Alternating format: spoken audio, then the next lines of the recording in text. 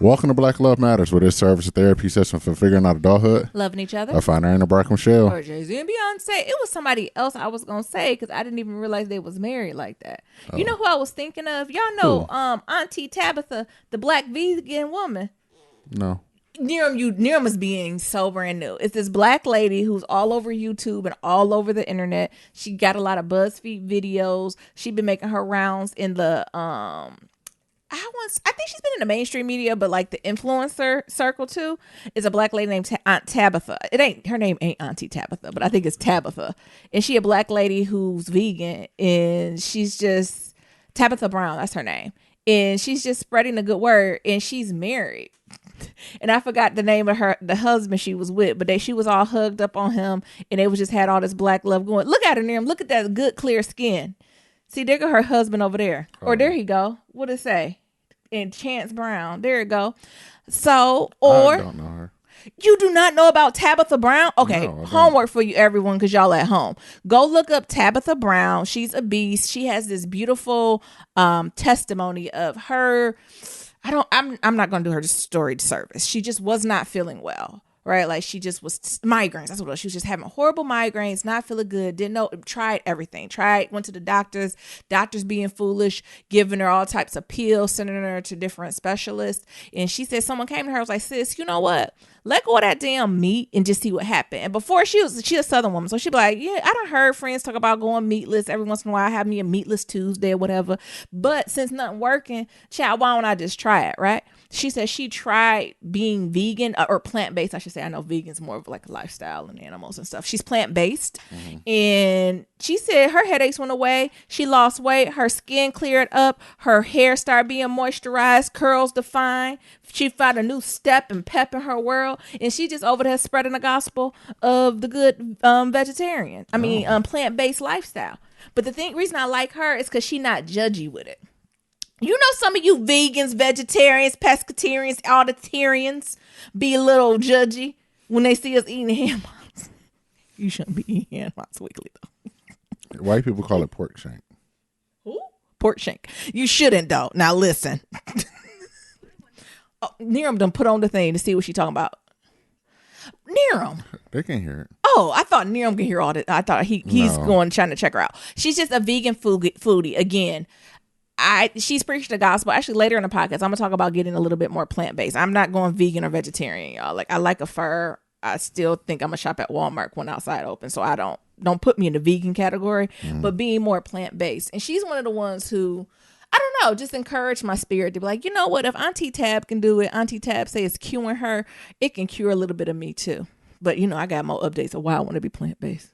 Not only do I want to feel good, but honey, I don't know what they doing at Smithfield. I don't know what they doing at these animal facilities during this COVID. I just don't trust colonizers. Okay. And it's easier for me to either plant my own vegetables or wash them. I already know they probably was doing shady business before the COVID. Now the COVID done hit. They gotta keep the meats, them animals alive. Longer. I know what's some. My mom was like, there's a shortage on bacon. You might want to go out and get some. I was like, as soon as she told me, I was like, well, when they run out of bacon, I just not gonna eat it. Like, as they just running out of meat, I'm just not.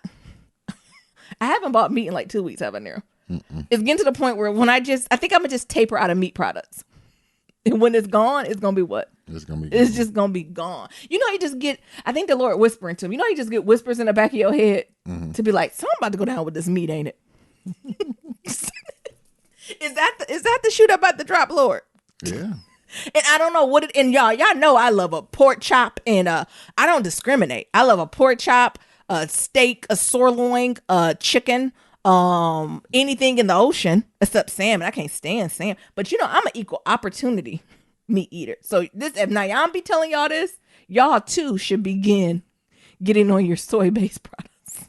Because something about to go down. I don't know. I don't have anything to back it. But anywho, Tabitha Brown, and what was her boo name? Chance. Check them out. Their love is infectious. She's amazing. Y'all check out Tabitha Brown. I'm sure most of y'all who listen know about her. If you just type in Tabitha Brown vegan, a beautiful brown woman with a curly afro and an infectious smile will come up, and it will bring you absolute joy. It sounds like Nyambi. I wish, honey. Auntie Tabby goals. Okay? That is a compliment. Say it again.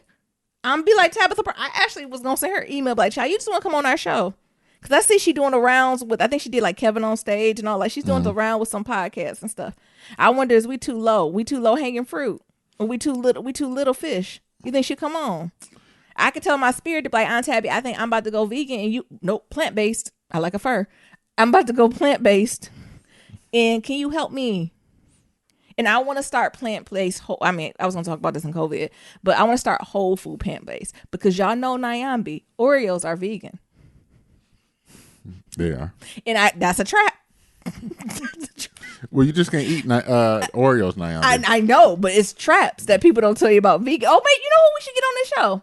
Sam and Dan. Duh. Who am I? I know they over there rolling their eyes at me. They've been trying to get me to be vegan since they met me. Yep. And you know the shady thing is, I eat like all types of plant-based. Like again, I don't discriminate on food. I don't have problems with soy. I don't have problems with tempeh. I eat all that shit. That Beyonce diet give me bad gas though. Well, Niram, you can't. We can talk about this later, but Niram will just like eat rice and beans, and even if you have the best of the gassets. Them rice and beans without no oatmeal to cut it or no, I almost said mucinex. What is it called? Citrusel? No, what's the natural fiber you can drink? Oh. You're going to have to cut that up, honey. You can't go from eating, what we eat beans, twice a month, once a month, to eating them 2 to 3 times a week and think you're not going to have any repercussions for that?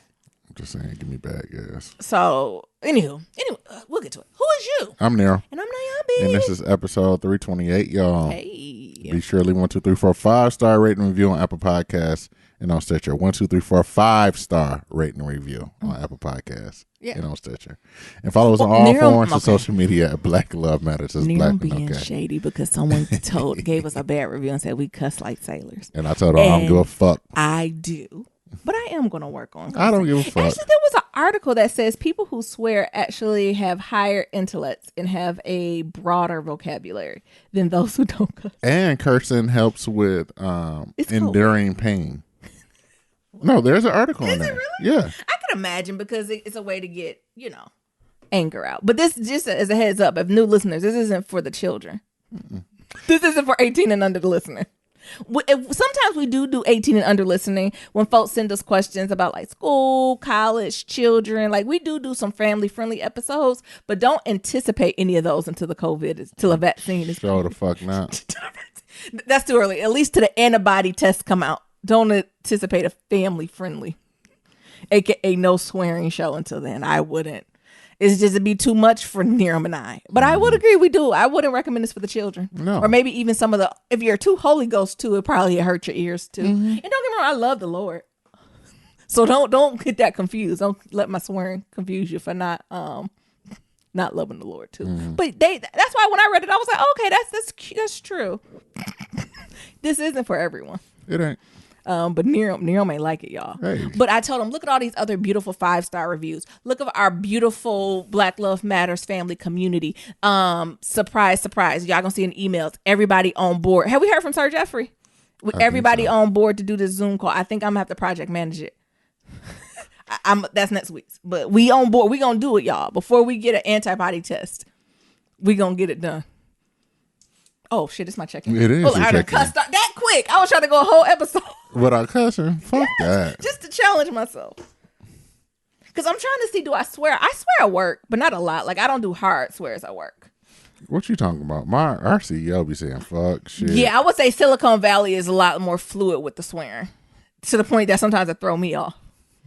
I done heard people like, this some bullshit. I was like, oh my goodness. And they say with bass in their voice. They surely do. And I'm like, ooh. Spicy. At work, I got who was I watching that I had to control how I was talking when I told you when I was at work near him? When I had to change the way I was talking. I don't remember. You know what I'm talking about though? I think it was Deezus and Miro. I was watching Deezus and Miro like way too much, and then I went to work. I feel like I started talking like them. My guy. Somebody sucks that baby dick. So that is Cuba Gooding Jr. That is not the endorsers of Black Love Matter. And they always teasing that. And then what they all think, they got that white guy from Long Island and teasy. Take it easy. Oh, big time Tommy. Yeah, like I was in a team meeting or like a peer meeting and somebody got really, really upset. And then people's like, Nyams, you've been awfully quiet. What you think? I was like, just take it easy. And a couple people listened, and they just start cracking up. Like, they just start in the chat, just start laughing. He was like, you watch Decent Mirror? I was like, Take it easy. Just take it easy. Just take it easy. I had nothing else to come out of my mouth. Exactly. And like the people who knew it, and they were like, you could see them on the chat, like, take it easy. And all I could think is like the cigar. And I did like the cigarette. Still like, take it easy. Take it easy. For all y'all who watch Decent Mirror, y'all know what I'm talking about. Big Time Tommy is the bomb. Big Time Tommy. Anyway, it was Old school for life. Or West for life. Shout out to Decent Mirror. They problematic, but you know what? They like your cousins who just keep coming back and you can't help but love them. Mm-hmm. The thing, they honestly, since they've been on Showtime, they've gotten a lot tighter, right? They only probably say one problematic thing an episode. Compared to when they was on the other network, compared to their podcast, they would hit you. Now, whoever wrote that review, if you thought we cuss, Deezus and Meryl be making up all types of inappropriate words that don't belong together and stuff they be laughing about. But they growing on me. Did I tell you that? Was I talking to you about that, or I forgot? Maybe my dad. Because I put you on and you was like, these niggas are some assholes. Yeah, when Niram first put me on Deezus and Meryl, because I've heard of the Bodega Boys, but I've only heard it in passing. And like I listen to their podcast, but I have to do it in like bite size. Any male based podcast, truly, except for maybe like Chris and Carlos, very few. I only can listen to in like 20-minute sprints. Like the Joe Budden podcast, I only can do it in pieces like every other week. Same with Bodega Boys. I only can take so much of such male energy, consistent male toxic energy. But they growing on me. And I don't know if I'm just embracing my inner masculinity. And maybe that's why it's growing on me. Mm-hmm. That the stuff that they say, like, I'm like, oh, okay, they just not rap tight. I think I took it too seriously. I think I used to take too literally what some of these podcasters were saying. And I'm like, oh, okay, it's just easy breezy, beautiful cover girl. Mm-hmm. But, you know, they say it with such confidence. I guess that's the male privilege, right? Don't you say your podcast with most confidence? Yeah, but I'm not lying. Like, it's very few things I'm going to be like, oh, yeah, that was a lie. But it's all entertainment. Will I evolve and be like, oh, my views and opinions have changed? Yes. But in the moment, I was telling the truth. But I don't think I think they just stirring the pot. It's entertainment. And I didn't realize how much they were stirring the pot. I guess that's it. Yeah, they take it to the extreme. Yes. Take it to the max. Yeah, and I just be like, I'm like, what's wrong with these ones? But again, and even being at home, I feel like you see more. You see, okay, I be getting confused. What is the Dominican guy? The lighter skin? Mero, listen, he is here so he don't lose a job. He got those children he got to provide for. He in that basement. He got them children. With the playroom in the back, I'm sure. He got that Jewish wife. Oh, his wife is not Dominican. No, his wife is Jewish. He got a white wife. He got a New York Jewish And what's the wife. black one name? Deezus. I mean, they're both black, but the Jamaican one. Deezus ain't never talked about his Jewish wife, or is that for the podcast? That's for the podcast. Because I got lots. So whoa, okay, that adds a different layer. I'll go listen to the podcast. And then the Jamaican boy, Deezus? I get them confused. He gives this alter ego of being mad drunk and all this type of stuff. When I be seeing him on the since he been home, like he drinking green juice. He is. That nigga be drinking. And his skin is popping and his beard is glorious. That don't come from someone who is drinking malt 40s all day. Sure, like. Okay? And youth only go so far because I'm thinking we in the same age bracket. So that don't work. Listen, I drank some champagne this weekend and I'm sure it's gonna be on my face all week, okay? You had a headache the other day. I had a headache from some champagne. I guess, maybe it was Prosecco, Cava, sparkly wine, and I had to be careful. I told you I don't drink wine no more. Didn't I tell you I came to bed? I said, my head hurt. I said, from some wine? I'm getting to the point where I don't even drink no more. You know what? Is that a thing, y'all? My cousins and my sisters and brothers who are in their 40s, can you prophesize for Niram and Nayam? We in our 30s, our nice mid-30s, and we can't really drink alcohol. When you hit 40, can we not allowed to drink? What happens? I would love to have a round table with my people that's in their 40s and 50s that are not my parents or directly related to me to give me some real talk about what is the things that they don't tell you about aging. I ain't talking about wrinkles. I ain't talking about that shit. I ain't worried about that. I'm moisturizing. My goal is to age gracefully. But little shit like this, no one told me I wasn't going to be able to drink a bottle of champagne no more. Well, I don't know if you sort of be drinking a whole bottle now, Yambi. Why? No, I'm just. I mean, come on, it's champagne. And that's why your ass be having headaches. That's not socially acceptable. Look, that's 4 glasses. I'm not talking about in 20 minutes. You talking about over like a brunch. What is the acceptable amount of wine? Binge drinking, baby.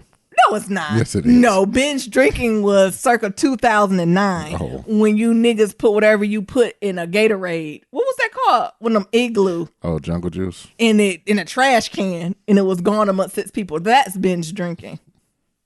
Be clear. What is this acceptable amount of alcohol to drink? I don't know. Champagne. 2-3 glasses, right? I don't know, baby. I don't drink it no more. I have a beer once in a while. Okay, we're judging now. Say we're all out to dinner and someone orders some drinks. On drink number what? Are you like, oh, shit? Depends what it is. Okay. Like, now if it's some fruity spritzer type if it's shit, some punch. But that sneak up on you. It do. I'm like, oh, okay. Cheap and cheerful. About 3. I'm like, all right. Now, if it's Long Island iced teas, after number 2. First of all, you got to drink them at your house. Who drink them in public? Look, after 2 Long Islands, I'm judging you. That's a fifth of shit. That's like a pint of alcohol. 2 Long Islands, like a pint of alcohol. At some clubs and some places, you order 2 Long Islands. That's your limit for the rest of the place. What about wine and like sparkling wine? A bottle?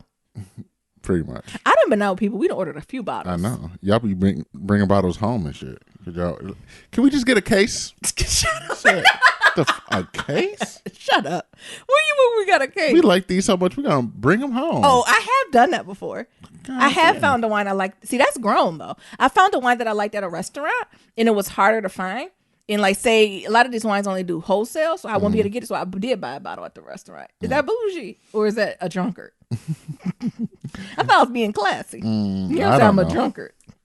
I don't know. I don't know that. I can't even get out. It's okay. Cause it ain't like I'm just gonna be at a place like, ooh, I like this beer. Can I just bring one home with me? That's acceptable for wine, though, especially in San Francisco, the city. That's absolutely because it's closer to wine country too. Yeah, I didn't realize that. Let me not take that shit to Detroit. Yeah. I can't go. Niggas gonna look at you crazy. You just take that home. I mean, I don't ask to take the open one home. I ask for an unopened one to take home. All right, take your ass to Olive Garden and get the Moscato. You can though. You talking about? Let me get a case to take home. You can, I think though. I don't know, baby. I'm just shit. Neum is trying to judge me and my friends. I know exactly who you're talking about because I think they got some too. I said, should we get some to go? This is good because like usually we'll take a picture of and like Google it to see if the vineyard to mail it to you. Speaking of, there's a black owned vineyard out here called the Mcbride Sisters. Y'all, they have a Black Girl Magic line. I'm about to order a case. Here we go again. From them. Either that or I'm about to join their wine club. The only reason I ain't joining yet because I don't know where I'm gonna be at. Stay tuned later in the thing. Anywho, long weekend. I was tired. I'm just now, as we're recording, which is like Sunday night, going into Monday, getting a little bit of energy. I've literally been picking fights with Nero. Not only picking fights, I think it's stuff we need to talk about, but I haven't been talking about it in the most empathetic, compassionate way. I've been eating everything. I probably done gained the 10 pounds I done lost. But it's okay. I'm human. I'm trying to forgive myself, give myself some grace. But you want to know one highlight? Shout out to Nia and Nadifa. You know, good friends is like the Lord. They might not come when you want them, but they what? Right on time. I was talking with them because every 2 weeks they better than me, right? So I'm the friend that if you ever need something from me, I'm going to do it. Like if you tell me you need something done, I will get it done. If you into something, I'm the friend that's going to bail you out. If you need, like, I'm there. I am a dependable friend. But what I am not is a dependable texter and a dependable pick up the phone just to talk. That is not me. And I just appreciate Nadifa and Nia so much for still loving me through that because they know if they need anything, that does not then translate to if you need me, I'm going to flake. That's not how it works. If I say I'm going to do something or I'm going to do something for you, I need to be there for you. Or you like, I need you, Nyambi, I'm doing it. Like even text. If you would text me like, I need you, Nyambi, I need you to talk, I'm calling. Like I'm stepping outside of my work. It doesn't matter. I'm going to do it. But if you just texting me with just random thoughts of the day or just like, I might not respond for a week. But that don't mean I hate you. But so they done that. Anywho, we make it at least every 2 weeks. We have it on Cal to get on at least like a Zoom call or a Google Hangout to catch up. So we talking And Nadifa got a baby, and Nia be helping with the baby, like cook and all this type of stuff. And so I was like, I don't know how I come. I don't know if I asked or they told me. I was like, so what you and baby make this weekend? And they was like, we made some blender lemonade. I said, what the fuck is that? No, they said lemonade. I said, what? Well, how hard is to make? Mm-hmm. I said, who need a recipe for just, your wheels be turning like, oh, because they was making stuff like donuts or like showing him like recipes. I was like, I don't know if that's a core, what is it, menu item you need to learn. Anywho, this the tea, y'all. What you do, you can either do it for lemon or limes. They had lemon. I only had lime. So what you do, you cut up one lemon, and you take the seeds out. Now you leave the skin and the rind on. You cut it up in like 4, 5, 6 pieces. You put it in the blender. You add 4 cups of water and 3/4 cups of sugar, and then you blend it. I know.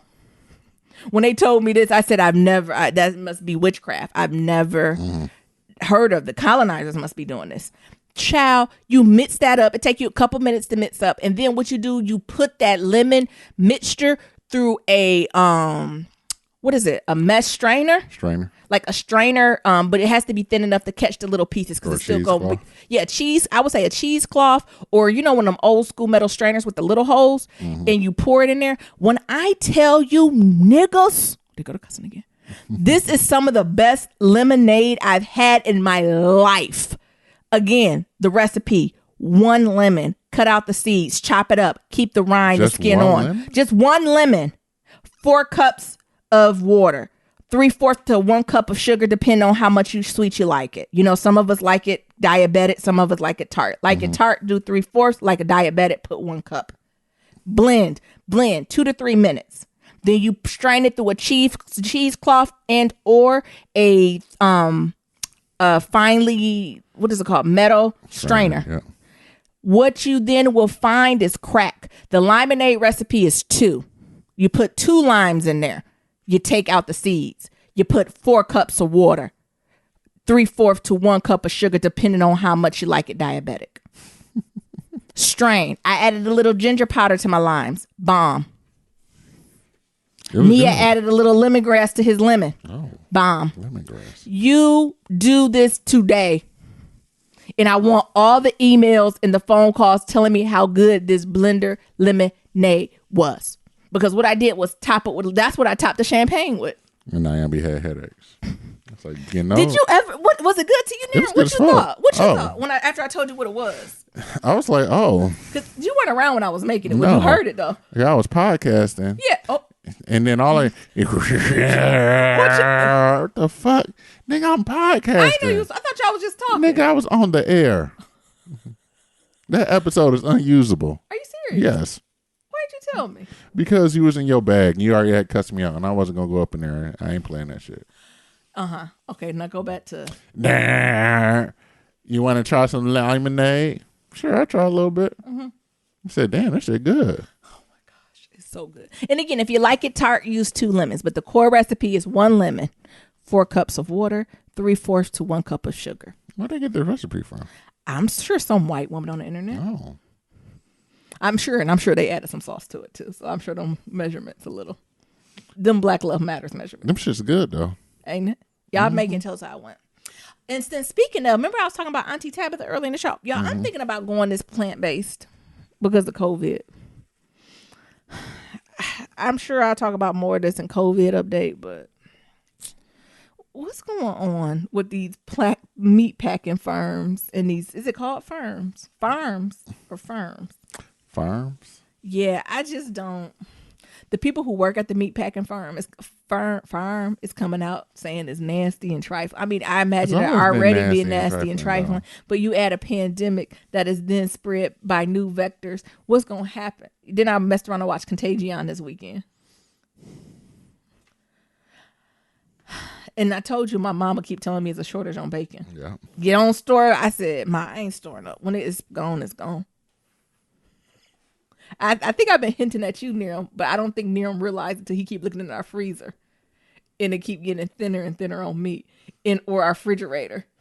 I'm just not replacing any meat. That's cool. I've been vegan before. Oh my God. I'm plant-based. Be careful. I ain't vegan. It's a difference. Okay. Well, I ain't care about. I'm wearing a fur. I'm from Detroit, but shit. Yes, but vegan. Out of respect, vegan is an entire lifestyle shit. Oh, okay. But what you're talking about is plant-based. Okay, I eat plants. Out of respect. Out of respect. Put respect on the name. Come on, girl. And Naomi used to like try to tempt me. I have my potato, sweet potato, lentil, fucking chickpea curry. I hate a lentil with my cabbage with no bacon in it, and I'm eating that. Here comes Naomi. I'm gonna fry up some chicken. Always trying to short somebody goals. That day? I think I know what you're talking about. I'm gonna fry up some chicken. Don't you want some of this chicken? Oh my God! I said, oh, I'm gonna put some lemon butter sauce on it. I'm gonna go get some biscuits.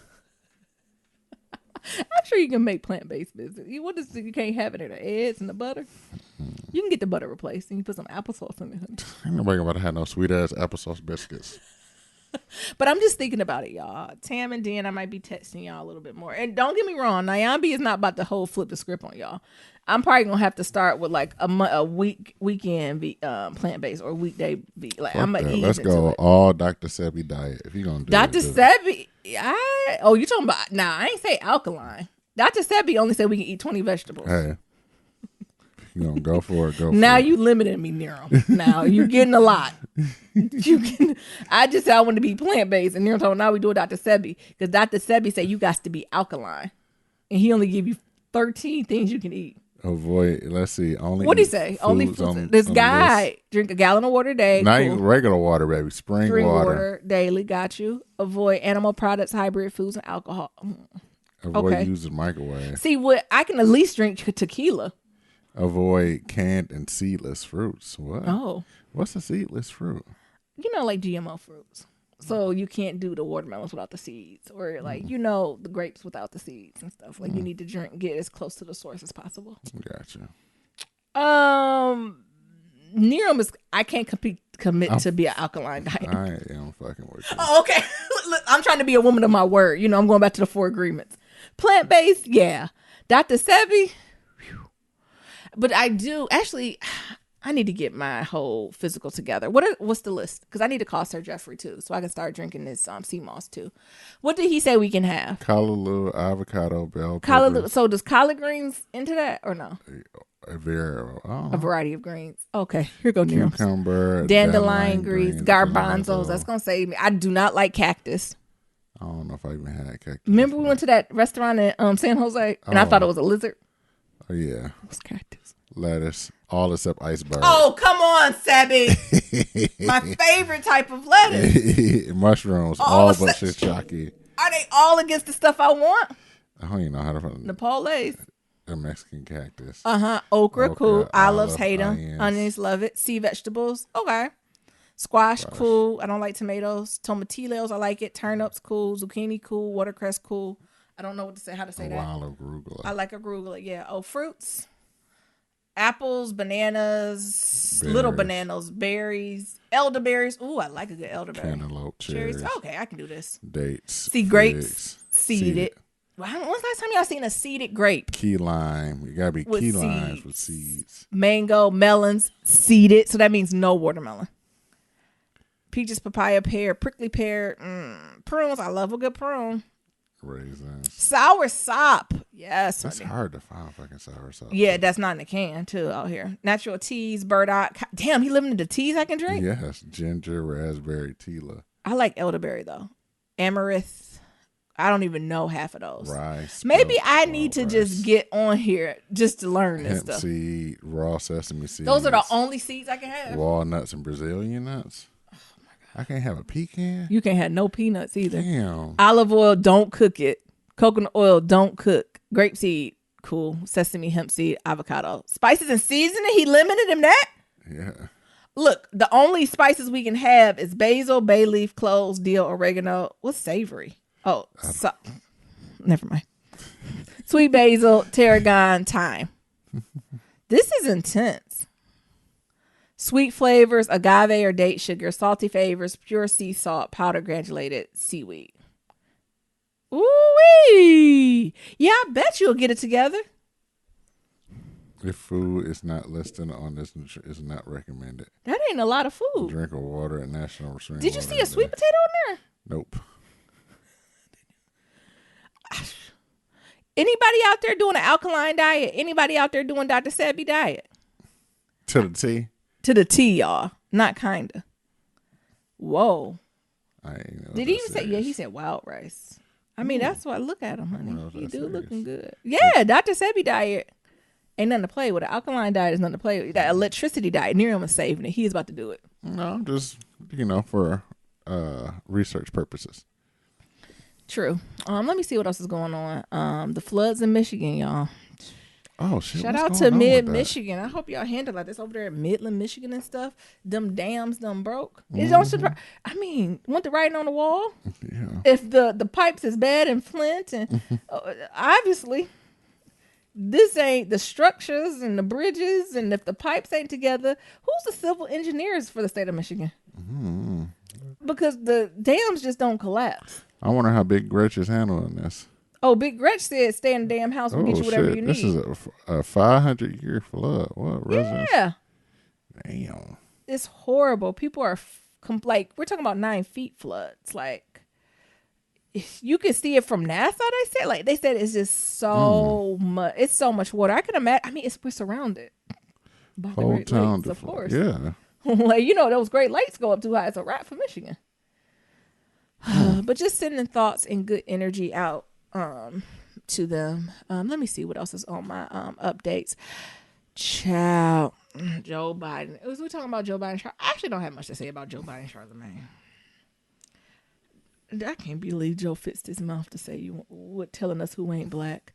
I can't believe Charlamagne the God on here playing. I just don't believe nothing. What you mean you don't believe it? I do. You believe all of it. Yeah. Y'all have no thoughts. I know folks been asking me. Yes, as a black people, we should be demanding a thoughtful plan of execution to support our community, and our presidential candidate and nominee should be thoroughly aware of it. And we, as a black people, shouldn't just automatically give our votes to people. I think that's what we can agree across all the pages, but just the way we going at it. Like, what's the niggas on one side who talking about Joe Biden can snort a line off a hooker back and put it on the tape and I'm still voting? Listen, that's not the rhetoric we're going to put out there. And then on the flip side, we also ain't going to put out the message that we holding votes hostage. Listen, okay? Okay. It's a lot going on, y'all. We're going to have to come back in this middle. We need to ask very firm questions of Joe Biden and expect nothing but excellence. And we need to stay on his fucking neck until we see it. Mm-hmm. That is my voice to it. I'm just praying that his VP is a black woman or a woman who happens to be white and is woke. It's going to be Amy Klobuchar. I'm going to have to go into a day of prayer and reflection if he throw Klobuchar on that fucking ticket. Because obviously he has a very broad weak spot. And he easily could fix this weak spot. By what, having a black woman on there? Easily. And it's not even just for the black community. Like, Joe Biden's weak spot is not only, it's a few communities that he's clueless about. And this very well, by choosing a black woman or a woman who happens to be white and woke, could easily, if they come together, be amazing for America. But if you put Klobuchar on there, we're going to have to keep our foot so far up their ass and our foot on their fucking, what's this called now? Adam's apple. Trachea. For the whole 4 years. Because we can't let up. We just can't. But the tea is, and Sister Amanda Seals, which I am a fan of. I know some of y'all don't like her, but I am a fan of Sister Seals. Mm-hmm. She did bring to our attention, as black people, and reminded me. I always knew this, but she gave a firm reminder. As a black people, we never can depend on any president to serve us as a people. No. So, I always knew that, but it was just a nice reminder. So even when I'm claiming Uncle Joe and hopefully a black woman or a woman who happens to be white, not Klobuchar, gets this presidency, but even if they get this presidency, y'all, we not off their necks. We cannot lay off their ass, and we have to be firm, adamant, and relentless in it. I think the only thing I just ask is that we have strategy in it. And Charlemagne, you just have a lot of influence, and you just have to be very particular with the words you tell people. Because even Charlemagne was like, I am voting. I am not voting for Donald Trump. Therefore, I am probably voting for, like he made that clear. But I don't, maybe he do recognize his power. I think some folks literally took what they were saying, like, oh, well, we just don't vote. And I'm like, now that's a rhetoric we don't want to spew either. So I usually don't, y'all know Nyambi don't ride nobody's fence. But on this one, I do think both parties are right. But we're going to have to come together as a people on this one. We're going to have to come together as people. But I do agree. We're going to have to stay on Joe Biden's neck and whoever his VP's neck from now until they out, hopefully in 8 years. Hopefully he can serve an 8-year sentence. I almost said sentence. Term. We're going to have to, as Black people, we have to consistently be on their neck to let them know. Because we know our worth, right? Like because of Black people, Joe Biden is in this race. And he need to put respect on that. Mm-hmm.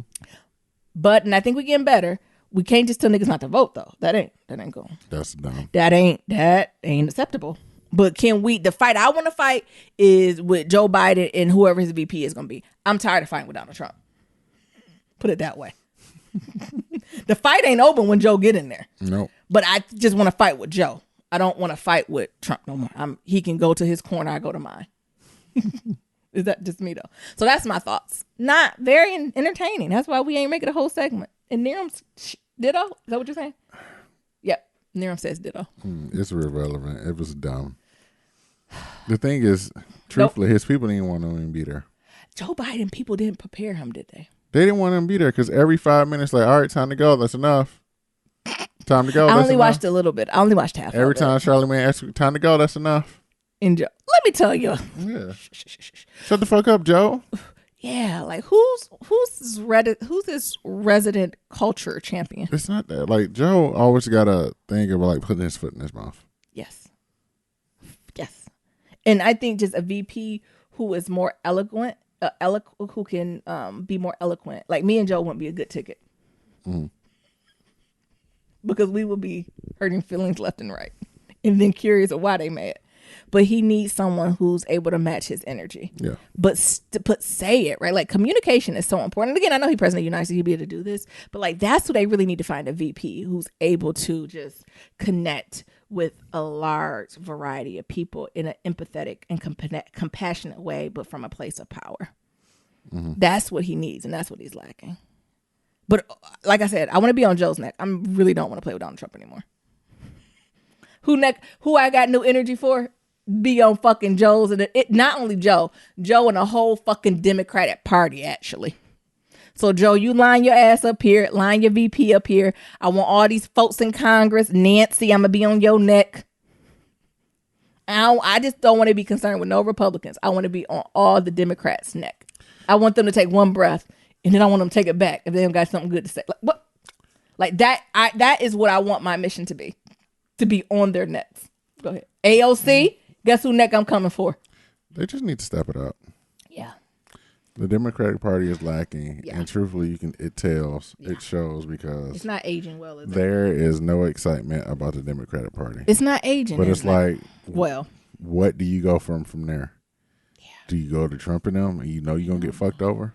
No, I want to fight with the Democrats. I want to whip them into shape. I don't want to invest in this Trump Republican house. Like they can just be washed, and I want to invest in come to the table with a new group of people. That's what I would like to do. Like that's what I would like to put my social activism into. That's my thoughts. Anywho, what else is going on? Oh, y'all, guess what else? I've been watching Holy Ghost movies all weekend, trying to get this spirit of picking fights with Niram off me. It helped a little bit. I don't know. Do y'all use that as a coping mechanism? Y'all know what I mean by Holy Ghost movies? What are they called? The Olin brothers, Niram? I think so. The Olin brothers. It's these white twin brothers, I think, and they create all the Holy Ghost movies, like Prayer Room with Cicely Tyson and all them. Mm-hmm. I don't know if Breakthrough was by the Holy Ghost brothers, but they may or may not be. No, this is by Devon Franklin, the black man, and Steph Curry actually produced Breakthrough. Y'all know what Breakthrough is? I watched that too. With Kate from This Is Us and Luke Cage on there. He was on there too. It was just what I needed this weekend. If anybody else has the spirit of cynicism, the spirit of cuss a nigga out, the spirit of leave me the fuck alone, the spirit of I'm done with all you niggas, try watching some Holy Ghost movies. It helps. It really, really helps. Also starring in the movie was my pastor. No, it wasn't. It wasn't really my pastor. But he put me in the mind of the new pastor because the T is like this day in middle of America. And of course, it's this new pastor who come home from California and they bring a trap gospel singer on there. And all the people in the middle of the country is like, no trap gospel. And the pastor's like, but the kids like it. They're like, no, that is not of God. Is that where I get from not liking trap gospel? Oh, I can't stand a trap gospel. Soon as a 21 Savage beat drops in church, I immediately roll my eyes and sit down. Trap gospel and praise dancing. I don't know why y'all niggas, they just trying to praise the Lord in the way they want. Trap gospel and praise dances get under my skin. And it could be praise dancing to Amazing Grace. And don't get me praise dancing when they start putting all that paint on their face. Oh my God. They mimes. Praise mimes. I can't stand that. Do y'all like the praise dancers? I'm the praise dancer. When I be shouting and running. That's the praise. Do you like the mimes? I don't like any of it. I don't like the singing. I don't like the dancing. Okay, never mind. I don't like Nero, the rapping. I'm trying to get the spirit of what off me. You asked me a question. Don't do that. I'm giving you an answer. I'm trying to get this spirit, this demon up off me. Well, like I said, y'all watched the Holy Ghost movie. Breakthrough was pretty good. Like I said, it had Kate from This Is Us, Luke Cage, and my pastor, and Stephen Curry EP'd it. So it was good in Holy Ghost. It's based off a true story. I really like the Holy Ghost ones was based off a true story too, because that add another level of miracle and God being real and really connecting to that. Some of the Holy Ghost movies, you'd be like, one Holy Ghost movie I watched was this guy who was having a conversation with God. It was super interesting. Like they were playing chess with God, and like the questions and the dialogue was super, super interesting. I need to find it. It was on Netflix. But this one is like a true story. Like you can look it up, and it was like true story verbatim. Basically, it's this young man who fell into some ice, and I think he was in that water for almost like 10, 15 minutes, and like he lost consciousness. They couldn't find a heartbeat. They was just doing CPR till the family came, and then they let the mother in the room, and she literally just broke out into prayer. And like 1 minute later, his heart started beating again. And from there, of course, more of the story comes. Yeah. But like that's verbatim what happened in the story. And even the doctors like came on and interviewed after the show. The real doctors was like, we ain't never seen no. And then even after they were like, okay, well, they're back, but like it's probably gonna be brain dead, correct? Like okay, maybe it's a medical fluke. That man got up walking and talking like a new man, honey, got up like Lazarus, okay? And so the doctor's like, we ain't never seen nothing like this. This is a miracle. And doctors don't use that a lot. Very few doctors use miracles. And it was just inspiring to see, and also to keep you focused too, to be like, Lord have mercy. Imagine. So I encourage y'all to watch that. Last piece of check-in. Beanie Man. You got Bernie Man. I said Bernie Man. Beanie Man in The Bounty of the Killers. Bomb, and the culture needed it. Shout out to Jamaica. Bop, bop, bop, bop. Ain't that what they do? Bop, bop, bop, bop. Burn, burn, burn, burn. Horns. This shit. You fucking Jamaicans show the fuck up and show the fuck out. Are you serious, Jamaica? I wanted to throw my damn house shoe at the TV. When I tell, shout out to Jamaica, shout out to the Caribbean, shout out to South America. Y'all showed your culture. Y'all did. Y'all did that shit. That was the best verses. I think I might be Jamaican. I don't know, y'all. I'm slavery. I don't know. My people were enslaved. I don't know. Maybe. And I'm too scared to do the test. But the way in which I was connecting to Beanie Man and the Killers of the Bounty, I have to be from Jamaica. You think so? I know so now. Oh. Because I was connected. When the beat dropped, I couldn't help but do hip thrust. And do little movements. I love the little movements of Jamaica. Just little movements in the hip area. And also, I just appreciate body positivity. How so? Shout out to me and Beanie Man looking like twins. But he looked good. Beanie Man got that wealth.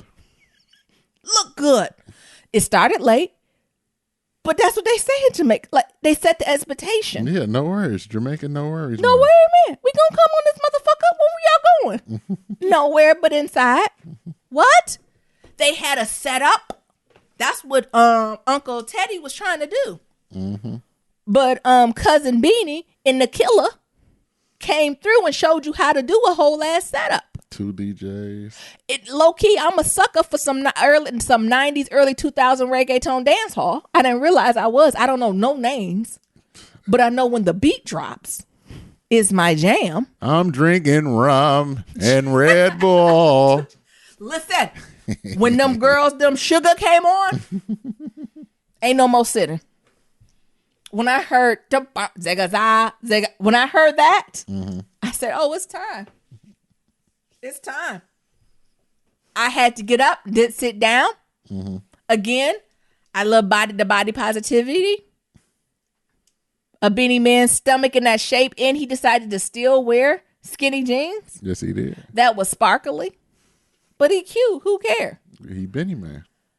The horns. Can we give the islands, the Caribbeans, the West Indies, whatever? Can we give them the props for the horns and the flags? The hollering? Can we give props to the hollering? Bullet! And they just holler when you want. It's like a praise dance, but the good kind. You just holler when the spirit move you. No! That's how I know I might be connected to it. You know how you in the church and the Holy Ghost just jump up on you? You know when you catch a Baptist fit and the weight of glory fall on you? That's how Jamaicans be in the dance hall. Just the weight of the beat falls and you can't do nothing but take off. What was Benny when he was doing this? Y'all can't see it. With his hands. Yeah. He was pulling back the arrow. What was he doing? What was he doing? The bow and arrow. He was striking a bow and arrow. That came from his spirit. How many ways can you spell bumper clock? How do you spell bumper clock? How do you even pronounce bumper Bumper clock. How I just said it. See, you putting a P in there. Bumper clock. Where I put a P at? You said bumper. Bumper. Mama. Bumper clock. I seen so many ways to spell it. The police or the officer came. I don't know what they was talking about. But I do know Bounty Killer got the fuck out of there. But Beanie Man handled it like a fucking G. He said, "You don't want it? Come back later." And it looked like he did. His small hip thrusting again. I love the movements of like the when the dance hall. Especially the uncles. Like, you know, the kids be jumping off speakers and be landing and hitting splits. Like, that's the kids, They be doing everything short of fucking. Like that. That's what the kids do. I'm old. I like the auntie and uncle two-step in small movements and hip thrusting. I also like how in Jamaica you can dance by yourself and you don't need a partner or a group of people. It's like praise dancing again. It's like when you get to shouting in church, you don't need a group to do that. You just get in the corner, you tear the corner up. You ever got the Holy Spirit and you get in the corner and you just look in the corner and you just tear that corner up? That's what the Jamaicans do in dance hall too. And you just tear up the corner and you just kill a roach. And also, just one point of feedback. So, ain't social distancing happening in Jamaica? I guess not. I guess the fuck not. I didn't even connect the dots until halfway through it. I said, "Wait, COVID going on?" Hey, They ain't got I didn't notice until that one black girl came across the screen with a mask. I said, "What is COVID?" I thought I was watching a concert. I said, "Why don't nobody got no?" I'm hoping Jamaica got a lower amount, and I hope they got Jamaica. Nobody coming in and out of Jamaica, is there? I don't know. Hopefully they done close the airport. Let's see. And you can keep it enclosed to the island. I can look it up now. Yeah, I'm hoping folks just let's pray. Please don't let it. Oh Lord, is it increasing now, Jesus? No, they got it's going down, so they okay. Yeah, they only got 2 cases. They only have 500 confirmed cases. 200 recovered and 9 deaths. Oh, okay, cool. So Jamaica doing okay. Looks like they're gonna shut it down. Damn, look at America though, Lord have mercy. But I just appreciate it. Niram, I know you watched kind of the replay. I watched a little bit of it live, and then I watched some replays and stuff like that. But I think even on Twitter, I said, well, let me go season my oxtails, honey. I didn't know I needed it. Like, I knew they were legendary. Like, that wasn't something I doubt at all. Like, when I heard them two gonna be in a versus, I was like, oh yeah, of course that makes sense. But like I said, I thought I only liked the poppy dance hall. Like, only the I thought it was gonna be Beanie Man hands down, because I know all of his songs. I know more of the Americanized crossover. It's a couple deep cuts I know, but I ain't know that much. But guess what? I ain't realize how much I did know. I just don't know the names of the songs. But when them beats dropped, I was like, I do know this. And then I thought back to my family, and I'm so appreciative of my parents who just exposed me to this different type of music. Because I realized niggas weren't listening to dance hall or reggaeton growing up. But when Al Green went off, I absolutely do remember hearing some dance hall. I absolutely remember hearing some Bob. That is something that was very ingrained. Now that'd be at the end of the night, though. Usually dance hall happened a little bit at the end of the night. That might actually be cleanup music, low key. That's when the intimate group of people. And I didn't realize, I was like, how do I know this? And I was like, I know this from childhood. So, maybe. Shout out to Jamaica. Shout out to the West Indies. They did that. Shout out to the Caribbean. Y'all did that shit. They did that shit. Come on, throw them flags. I know our Jamaica's West Indie folks listening. Y'all got a flag somewhere near you. You always do. Put it on your back and run around the house. I used to always tease my friend. I'm like, damn, where y'all always got these flags? I think it just come from being American, honey. I don't own one American anything. I don't got no American flag nowhere up in here. So I think it just come from a point of wishing I could have that sense of pride. But y'all, you know what? Go run them flags. Put it on your back run and them flags, and you go thrust. Go gather up your kids. You go run them flags up and down. You hear me? Because when I tell you did that for the fucking culture, God damn, you did it for the culture. Who we bringing up next? We doing Afro Latinos. Now y'all better bring it. Don't come with the bullshit. I'm gonna tell you this now, Afro Latinos. Don't come with the bullshit. You need to be able to meet Beanie Man and Bounty Killer's energy. If you're not gonna do it, don't do it. You'll sit in the corner somewhere. Because we're gonna talk about you. Bad. Now, if you can meet the energy, come on, Afro Latinos.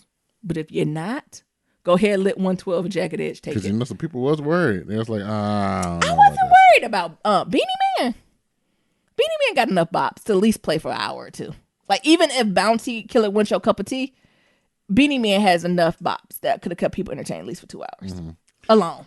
Well, they say Beanie Man and Bounty Killer is like the Jamaican Jay-Z and Nas. I can see that.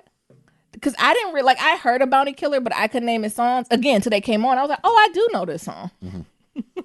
So I absolutely can imagine, for me, who just still listen to Anita Baker and Al Green, for it to come through my earlobes and be like, oh yeah, I have heard this. I know they the Jay-Z and the Nas of, which I don't even go who is who. Bounty Killer got a little edge to him. You can hear it in his voice. Beanie Man, you could tell he the one who be like, listen, cool. Let's just for the children. Bounty Killer look like if he gets some of that Appleton rum, it look like he'll start some shit up at a party. He will. I'm sure him younger. He older now, right? 30s, 40s.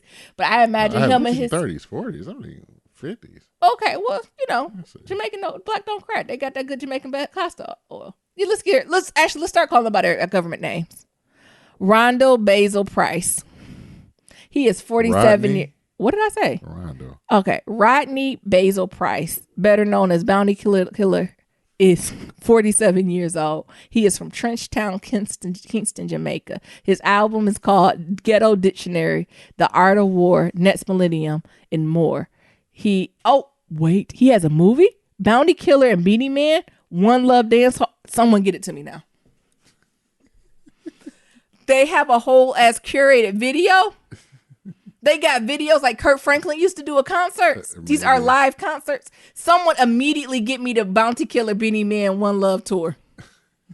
Hit that, Nero. Are you kidding me?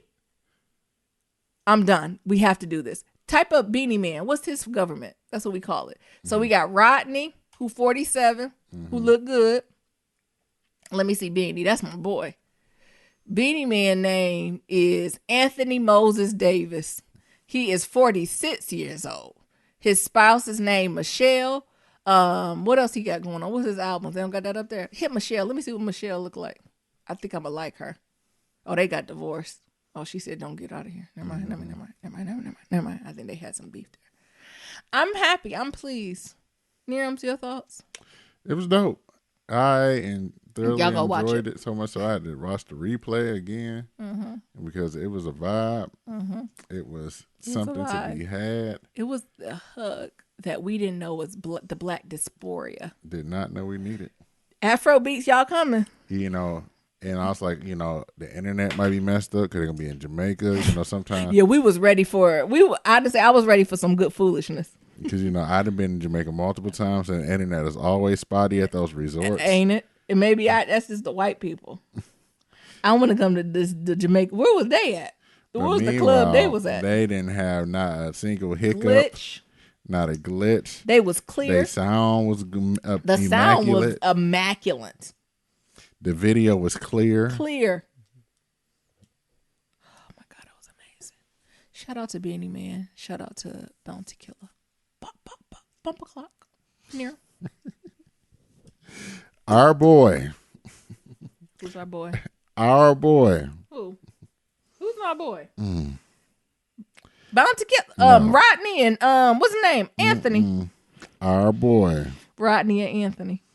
Oh, Kwame Kilpatrick. What? What Kwame done did? Honey, he's sitting there. Oh! He getting out of the prison. He is getting out. Who let him out? You know, with COVID, everybody getting out. Kwame done got out. Southwest T is getting out or got out. What's Southwest T? From BMF. Oh, they let him out. And we waiting on Big Meech. They ain't letting him out. He made way too much money. You know how the white people is. Well, they said you let his brother out, so you might as well let Big Meech out. But who the ringleader? You know how colonizers be. So, you know. Who the ringleader? Oh, they starting to come on now? To Detroit. Is that where they released back to? I don't know if they're going to be in Detroit. Because I think Kwame family is like in Texas now. But I'm sure it's just not out of jail free. They on some type of house arrest, correct? I doubt it. You think they free? I think they free. Okay. Good for them. So you know, who out? Wait, so Southwest T is out. Southwest Detroit is out. Southwest T. Okay. I think Big Meech is getting out. You started rumors. And then Kwame Kilpatrick is. I have not heard about Big Meech getting out of that prison. You know, I need to play some Blade Icewood or something. What is it? Just so we can have it in the background, so you know something that Detroit shit. Welcome home, Kwame. Welcome home, Kwame. They put Kwame in jail for way too long. Like, he should have went to jail, but they gave that man 28 years? Get the fuck out of here. That was way too long. It was excessive. He was in there 18 years? He was in there for a while. That was an era in Detroit. I think he had a book come out too. No, because I would have got that. I thought he did have a book. No, I want the book Kwame. I don't want the unofficial. I want Kwame to be on the title. Look, oh my God, Kwame Malik Kilpatrick is an American former politician, having served as Democratic Michigan State Representative and Mayor of Detroit from 2002 to 2008. Kilpatrick resigned as mayor in September 2008 after being convicted of perjury and obstruction of justice. I think they tried that nigga. Yeah, it's called Surrender. Surrender, the Rise and Fall. But did he write it or like somebody else write it? No. Kwame Kilpatrick. When did that come out? 2011. I want a new one. It came out. I want him to. Why is it so much money? Because it came out in 11 edition. Oh, gotcha. You know how niggas be trying to resell it. Somebody gotcha. Trying to sell so it for $200. Kwame, come out with another one. Go through Brookstone. What's the big company? Oh, re-release Surrender. Shit, I didn't even get a chance to get it. I ain't get that. Well, we were still young. We were in undergrad. Well, I mean, he should come out. I don't see Kwame as a danger to society. Yeah, he is. I mean, the story was fucked up. Don't get me wrong. It was a lot. He hired a lot of homeboys. Strippers ended up like he was with the killers and dealers, but I don't think he was a killer and dealer. I think he ran with them, and you gotta. I don't want to say live by the gun, die by the gun, but right, the company you keep happens. I think that's what happened to him, and he didn't know the balance of keeping people around him. He appreciated like that. Could find the balance. Does that make sense? I don't know if I'm saying that right, but we all got family members. When they released all those text messages stuff. Jesus. And then, Detroit was just a mess back then. And like the prosecutor seemed Kim Worthy took it real personal. Like, and it started coming out who was fucking who and who liked who and who was shading who. Like, it was just, it was super like Ugh, I can only imagine being my age now, because he was our age when he was going through it. I can imagine that. Like, I remember being a child or younger hearing about it, but being the age that he was when he went through it and just the messiness and the bullshit of it, ugh, I could only imagine all of that. But good that he's out. Yeah. You know, I'm excited for it. I'm excited for him. Good for him to come on out. You know, go ahead and make that comeback, Kwame. This is your time, baby. I mean, I'm not sure if politics is the way to go, but maybe nonprofit, telling your story, inspirational, motivator. You know, that could be absolutely right. Because Kwame is very smart. Kwame, you can be the next Barack. Yep. I like Kwame Kilpatrick. I'm not anti-Kwame, so. Oh, and the other thing, while you was talking, you know, I started looking for that study. So it is a Harvard study that came out. That talk about how cursing increases your ability to withstand pain. Thank you, Nero. So they did a full Harvard study about this. I get it. Like, it's a time and place. Like, I don't believe in cussing in front of kids and like older people in certain settings, but like I'm grown. Like my expectations is that this is the 18 to like 60 crowd, so we just gonna let it hang how it hangs. I don't anticipate any under 18 or over like 70 listening. So, and if they are, they gangsters, so they already know what it is. Please, I learned how to swear for some people. Some of y'all old ass motherfuckers. Quiet as this cat. Right. But out of respect my age, I don't. I try to limit swearing around elders and kids. I don't. I do. Near him lying. He don't be swearing around kids and stuff. But kids shouldn't be listening. I was talking to my mama the other day. Oh, what'd you say? Did you get too comfortable? Did it slip out? When you talk with your parents and get comfortable, or they say something crazy. I remember my mom always said, I said, what the hell? I mean, what you talking about? What you talking about? That only give me when they just say something real off base. And you just like, what are you talking about? She was talking about something. I said, motherfucker lying. She said, that motherfucker is lying. I told you it's somewhere just get passionate. It's not just in casual, like, what the hell you doing now? Like, it'd be so they'll ask something or say something. You'd be like, no, that's a lie. That nigga a lie. That's where it come out, but not intentional. Go ahead. Shout out to Naomi Osaka, who's now the highest paid female athlete. Bumper clock. Shout out to Jamaica. Man, she done made $37.4 million in the COVID. In the last 12 months. In the COVID. Go her. Yeah. Go. And she what, 12? 22. Wow. Getting that money. She don't ever gotta do nothing again. Nothing else. Ain't gotta raise a tennis racket. Nothing. She can just disappear. Actually, this might be the time where they really like, we know you, girl, but we don't know you.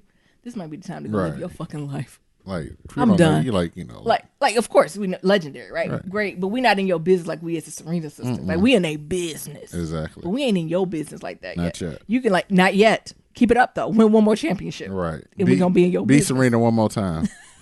See what happens. All your business is ours. Who the fuck is her? Like, yo, I done heard this name. Who the hell is right this now? You can still drop the rack. Literally drop the rack and live your best life ever. And the last thing I got going on in my check-in is that I'm learning how to cut my hair, y'all. Y'all keep me lifted. Mabel got her hair cut. Did we say that? No, she got clean, honey. We got to put her before and after on the gram. So this week was the last straw. Okay. So my barber, he's like, yeah, I'm doing, you can come over to the house and, I'm going to cut people's hair, blah, blah, blah. So, me, I'm starting getting investigative to it. I'm like, all right, cool. Like, I might come over. We'll see. So, he started getting all smart in the mouth. I'm like, oh, okay. Yeah. So I was like, so how are you like protecting us during COVID? And yourself. Nigga, everybody. And yourself. Everybody. So I was like, is there going to be a bunch of people over there? It's like, yeah, it's about 10, 11 of us. It's like. In California? And I was like, no. And then I was like, so are you cutting people outside in the carport? Because that's what you told fresh me. Air. Okay, yeah. No, we're just going to do it in the living room. So I'm just about to sit and wait. Is there an air purifier in there? With the rest of these 10 niggas in this living room? And I was like, so how are you sanitizing the chair and everything like that in your workspace? Well, I just got some gloves, a mask, and some wipes. But I'm almost running out of wipes. What the fuck has that got to do with me? What? I was like, nah, dog, I'm good. I'm good. I'm not coming over. I'm gonna be straight up with you. I'm not coming to fuck over. And you shouldn't expect me to come over no more until 2021. Not even gun hair, not even casual. Look, because I got the proof because I sent his ass text messages because I was like, how are you sanitizing and keeping niggas safe from the Rona? Did you say niggas? Niggas. Yeah. He said, I'm booked with 11 people. Oh my God. That's too many. 11 people should take you 2 weeks to get through And them. he said, I have a mask. And I was like, that's it? What other safety precautions are you taking?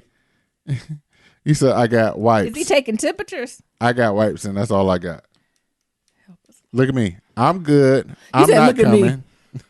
My safety is more important than the haircut. Okay, you don't got to say safety. You just say, I'm not coming. I ain't got time risking it all. Be safe. For a haircut, y'all be safe. Be safe in these streets. But real talk, he should be doing more for himself.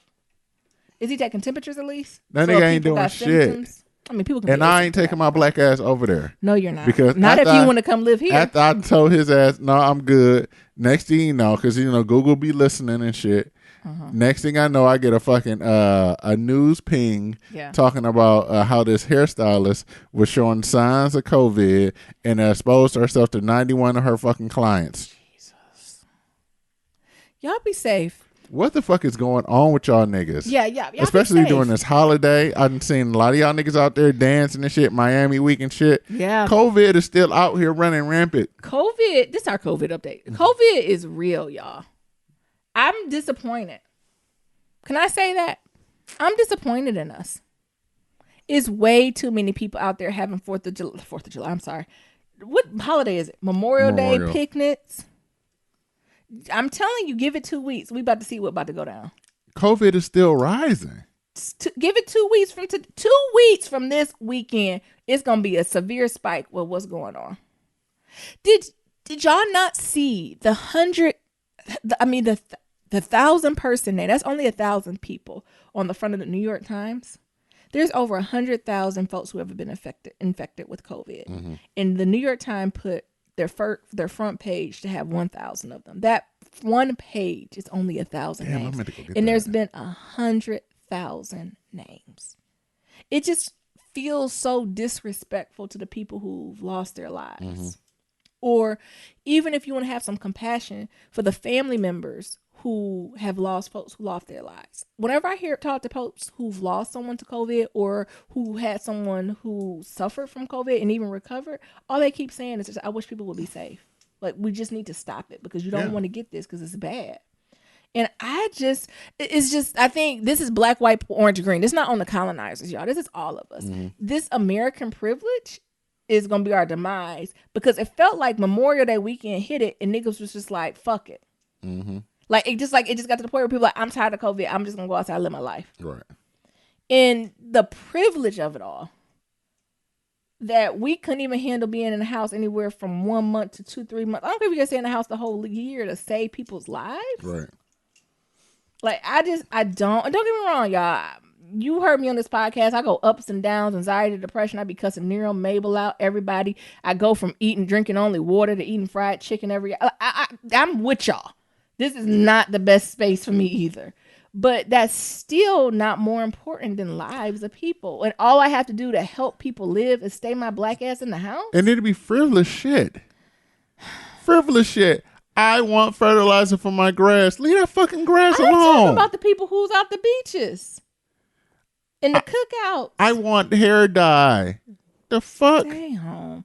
It's disappointing. It's sad. I just feel bad for the people who lost folks. Like, it's hard for me to... Well, you said I know for me not to do my part.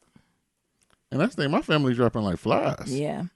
And that's the thing. Is it folks who don't have folks who are directly impacted by it? But with 100,000, it's hard for you not to have at least 1 or 2 degrees of separation by now. Exactly. With 100,000 people. Fauci said it's going to be somewhere around 250,000 people. So it's not even half only a third of what he predicted. So, and like, I don't know. I think so quickly, you think about 9/11. Yeah, 9/11, we lost 3,000 people, and you've seen the outcry. We've lost over 100,000 people, and what niggas doing? And it's like they don't give a fuck. And I think that's one of the things that really fucked me up. I shouldn't say only, but we lost. Like during this whole thing, because I'm like, all right, cool. if you taking precautions, you bleaching down shit. That's different. You can participate. You only taking like so many people a day because like you gotta sanitize your chair and deep clean and things of that sort. Like, all right, cool. Like, I'm willing to take the chance. You take a temperature, I take a temperature. Yeah, all this shit, right? But when this nigga just talking about, I just got a mask and some wipes. And a mask that ain't been cleaned since March. Right. And you got 10 people sitting in the fucking living room waiting. Hell no, nigga. That's not how you do it, right? Meanwhile, folks take a precaution. If you have someone with your family, it's only literally 10 people in a whole backyard that are spaced out. Like, it's a way to do these things. And we have to you just have to do it. It's not saying, and that's what I'm saying. I'm not saying don't go out and be with people, but you can't have 50 people at your house. You have to abide by these rules of 10 to 6, whatever it is in your state, people per celebration, and mask and gloves and like, you have to, y'all. And the thing about a haircut anyway is that, it ain't like I can wear a fucking mask while I'm getting faded up and shit. No, he close. It ain't like I can get a mask while this nigga like lining up my lip and beard and shit. Yeah. So it's already a point in the haircut where you can't even wear a mask. Yeah. Where I can't wear a mask. Yeah. So I already just felt some type of way. So I can get to the point where I said, fuck it. Yeah. I done bought some clippers. I done called my best friend who was a barber. So said, yo, what do I need? I'm about to risk it all. I'm ready to fuck up my hair because I can't do this no more. They have a whole Reddit. Did you tell me this? They have a whole Reddit about, it's called like It Will Grow Back or like cutting your own hair. I've been looking at that. I've been looking at the boys on YouTube. They be teaching people how to cut hair and shit. What is up there woofing? Didn't we have an episode about this? Yes, how niggas be woofing in their wave journey. Oh my God, it'd be a mess. I'm ready to fuck up my hair because I can't trust my barber. And the thing is, you know how black men and like the relationship with barbers be. So it ain't like I can go find another barber, especially during COVID. No. So I'm ready to fuck up my hair.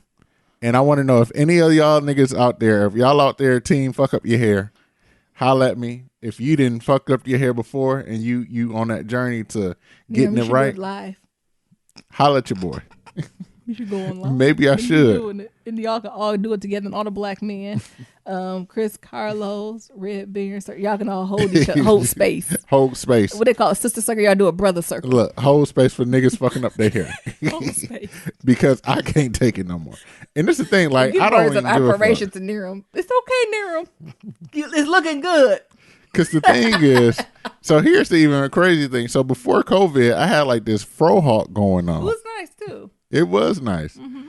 But I ain't had a haircut in so long. That's why I don't even know if we can go into Zoom. We really gonna be looking crazy. The size of the fro hawk then grew back in.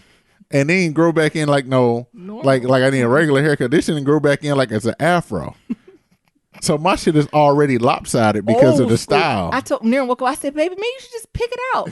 I said, you just gotta embrace it. If you got an afro, you just gotta pick it. You can't just, because afro get mad at. I said, you gotta pick it. Baby. And that's like, no, it's because I had a fro hawk. Put on some, he keep talking about fro hawk. I'm like, nigga, you need to put on some leave-in conditioner and pick it out. It ain't gonna work because the sides is shorter than the top because of the fro hawk.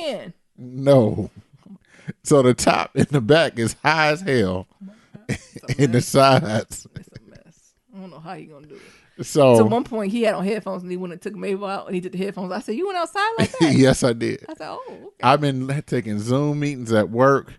I ain't shaved. My fucking mustache is getting like Mabel where the hair is starting to get into the lip area. Mm-hmm. So I'm like, this shit is unsanitary. Mabel done got clean though. Mabel got a nasty bob, honey. This shit is getting unsanitary. I can't have soup. I can't have no cereal. Nothing liquid. I can't drink water without the shit getting in my beard and mustache. Yeah. Because the hair's all around my mouth. Yeah, I'm like, oh my goodness. Whenever I said, it's something on you. It's just go wash your face. Every time I just eat something, I am like, is something there? I said, you gotta wash your face. I can't look at you. I said, I can't look at you and eat. So I'm doing it. I was looking down at my plate. Niram was like, why you ain't looking at me? And what I say, Niram? Because you got something in your mouth. I said, I can't look at you while you eating all that shit in your beard. I can't. It's too much. It's going to make me nauseous. I done had some cereal and you get a little juices and milk and shit all in the beard. Make me nauseous. So I am going on I can't take it no more. I'm fucking up my hair. I done bought some clippers from Amazon. The shit is coming. I've been looking at some niggas on YouTube. Yeah. And when them bitches come, I'm FaceTiming my best friend and I'm gonna say, come on, walk me through this because I'll be on the camera. I'll get on Instagram for y'all. I'm gonna lie that one. I done found this shit called it was called a Cut Buddy. They got like the stencils that you can put for your headline. Lineup. Why don't you just let your line be free fall? What Erykah Badu says in style. You don't let your edges flourish. So they got these little stencils that you can put up to your head and like make it with the. And I told Miriam, let me do the lineup. You don't trust me? No, I don't. Why? I gotta go. Miriam tried to get me. I was like, I'll do your hair, baby, and he was like, you don't do your own hair. And I said, oh, I don't. I'm literally in Sealy braids for the last 3 months. And them shit's gonna become locks. I'm in Sealy braids and I wash them every 3 weeks. So they can't take no more. So I can't do this no more. Okay. I ain't fucking my barber. And the thing is, if I get good during this COVID, fuck you, nigga. You're dead to me. Oh my God. You even can do your beard stuff? Yes. Or is that easier? That's easier. Oh, I feel like that's the hard part. Learning how to. Because what you trying to do your haircut? You just trying to do even all over like the No, Caesar? fuck that. I'm trying to give myself a ball fade. Oh, okay. Maybe we shouldn't start there. Maybe we should just do all over low. Maybe I can figure out how to get this frohawk back going. Why don't you do like Mabel? And trim the sides again so I can have my frohawk again. Let's do a Mabel. Let's do a low puppy cut. No. Let's do that on you. Let's do a low puppy cut. I don't want a 1.5 against the grain. Shout out to dog owners. Let's do a low puppy cut. I do not want a 1 against the grain. So I'm team fuck up my hair. Or let's get jazzy. Let's do a low teddy bear cut. No. I'm gonna see if I can get this frohawk back. Oh my God. Please take a picture. Good luck, Nero. But if I get this right, my barber, you're dead to me. Unmatched. Alrighty. We going into Pillow Talk? Yeah. We'll talk about a couple movies we watched. Yeah. So we watched 2 movies, y'all. We watched Lovebirds with Issa Rae. And I forgot what's the name of that Indian guy. Mm-hmm. I forgot his name. I like him. When y'all see him, you know what we're talking about. He the one who got real buff and real sexy on us. Because he used to be a little plump. Mm-hmm. But he wasn't plump. I would say he's more like dad bod. And then he's like playing in a superhero. So he done got real buff. And everybody was like, where did this old buff Indian guy come from? It was cute. Did you like Lovebirds? I actually watched it twice. I watched it once with Niram and then with some friends. Yeah, it was a funny movie. It's a nice little cheap and cheerful movie to, It is. Just to debrief and woosah and step away from the world. Can we also give Issa her roses? She's doing much better in acting. She's been listening to Nyambi. Oh. And she got some acting classes. Oh, do you have a main line to Issa? She doing better, ain't she? Oh. What's the record I asked? What I told her to do? Stay in comedy and get some acting classes. And what she did. Stayed in comedy and got some acting classes. And she's in her bag. And me and Nadifa actually brought it up and was saying, like, if all these colonizer women mediocre doing this slapstick, Issa get your money. And I was like, you're right. Mm-hmm. But I always think comedy is kind of Issa's bad too. Like she's just naturally she's like super physical and like even when her ankles cracked, honey, oh my God, I had to cringe. But like she leaned into it and she made it seamless. Also, I like the idea of just seeing. Have we ever seen a black woman and an Indian man as a love interest? No. That's different, right? Mm-hmm. I love all this multicultural, multi-ethnic love, and even the way showing like how black women show up and just being like funny, but not in a like I don't know. I guess coon is the word. I was looking for a word, but that's not coon. Oh. Well, coon, right? And not a coon way though, right? Like I thought Issa was very funny, but she didn't coon one time, and it's a better word than coon, but y'all know what I mean. We family. Let me Google coon synonyms. Don't do this. Niram plays way too much. They don't do raccoon, Niram. Don't do this, okay? But I don't know. Overall, I don't want to give away the plot of the story because it literally came out like 3 days ago. And I know it's the holiday and folks going to watch it. But what I do recommend is y'all do take time to watch it. Again, it's not a masterpiece, but it is very funny. You going to get some chuckles. It's some places where you literally laugh out loud. And I'm for all of it. What's your thoughts on it? It was definitely a good movie. Like I said, it's definitely cheap and cheerful to keep things going around the holiday season. And it was funny as hell. Yeah, I thought it was cute. Shout out to Issa. I need to find that Indian guy. He was really funny too. Shout out to him. What else is going on? Oh, we got one hot fire. So in addition to Lovebirds, you watch that. That's family friendly. Everyone can watch this. This next one is for the grown people. Don't bring the kids in on this one, y'all. It's called Cam. C-A-M. Niram, you take it. All right. This movie here. Don't give away the plot line, though. Okay. You hear what I'm saying? Don't give away that part. Okay. First bullet, yeah. This movie here is about cam girls It's not gonna be what you think. It ain't all freaky deaky nasty. It ain't that. It ain't no freaky deaky nasty. You ain't gonna see all that. But it's about cam girls and the struggles they have to go through. Yes. To be on the camera. Yep. You know, some of them be on the camera for like 8 they be doing like 80-hour weeks and shit on the cam and things of that sort. And it's a psychological thriller. And what happens is one cam girl is like rising in like popularity, like she's hustling, she's trying to like make these top 10, 50, whatever it is, and she's doing all the performances necessary. But something then happens after she like hits her highest peak. So I think she either cracked top 50 or top 10. And the next day she went to log on to do some work, and there's someone under her account doing the performance she's doing, but it's not her. And it looks exactly like her, same like background, same everything. And the thing in the cam world is there's no previously recorded, like it's all live. Yeah. So at first she thought the company made a mistake and was recording something, or was a glitch, and it was like, no, that's not possible. And it turns out that it's actually someone. So you go through the movie to figure out who this other person, what's happening, what this entity is behind this, and it's like a psychological thriller, and it's bomb. And it has a hell of a plot twist. Don't it? Watch it. Cam, C-A-M. Go watch it on Netflix. Thank us later. Yeah. All right. You want to get a shout out on Monday? Yeah. So as always, to submit your Black Love Story or... What the Black Love Story? Who done submitted a story here? Nobody knows no black. Ain't no black love. To give us some shout outs, y'all can do that on Apple Podcast, Stitcher. If you got some emails for us, you got questions for us, submit it all in. We either read it on Monday, Tuesday, Wednesday, Thursday, or Friday, whenever we feel like it. Sometime during that week, we're going to give all our shout outs to folks. All right? All right, here we go. We're going to start with Apple Podcast first. Yeah, we got one 5-star review that says great from Natural Faith, and it says, hey, y'all, Little Fires Everywhere is the bomb. Yep. Reese is my favorite white woman ever. She is. Also, oat milk hit different. It's the bomb. Oat milk is good. I just want to say, hey, y'all, and have a blessed day. Perfect. The next one is Corona Fatigue by Searchman007. It says, yeah, we definitely missed y'all. Being a healthcare worker, I barely made it through the week. Sending you good energy. I know you got, I got whatever I'm feeling. I only can imagine that's 10, 100x for you. So sending you all the energy, and when you can, when it's possible, take care of yourself. It says it's T from Tis Colonizer Free. T is Colonizer Free.